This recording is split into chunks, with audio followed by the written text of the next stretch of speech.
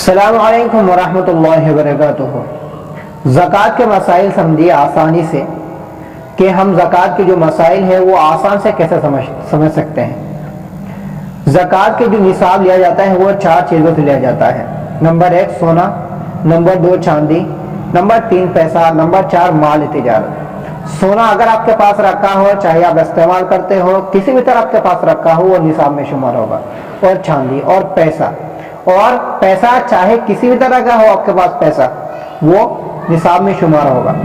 اور اگر آپ کے پاس مال تجارت ہے، مال تجارت مطلب آپ نے کوئی مال خریدے، کسی سے کوئی زمین خریدے، کچھ بھی خریدے ہو، وہ آپ بیچنے کے لیے بیچ کر نفع حاصل کرنے کے لیے اگر آپ نے خریدا ہے تو وہ بھی زکوٰۃ کے نصاب میں شمار ہوگا۔ زکوٰۃ کے نصاب میں سونا چاندی کا کتنا ہونا چاہیے وہ آپ سنیں۔ 7.5 تولہ سونا یا 52.5 تولہ چاندی آپ کے پاس ہے۔ اگر اتنی پیسہ آپ کے پاس ہے تو آپ پر زکوٰۃ فرض ہو گیا۔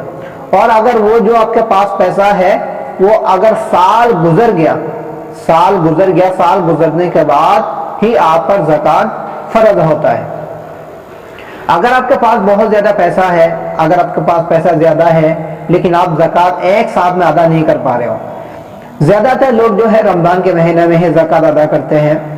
بعض لوگ یہ بھی سمجھنے کی کوشش کریں کہ جب بھی آپ کو سال پورا ہو گیا ہے جب آپ زکوٰۃ ادا کر دیں۔ ضروری نہیں کہ آپ رمضان کے مہینہ میں ادا کریں، جب آپ کو سہولت ملے، جب آپ کو آسان لگے تب آپ زکوٰۃ کے پیسہ دے سکتے ہو۔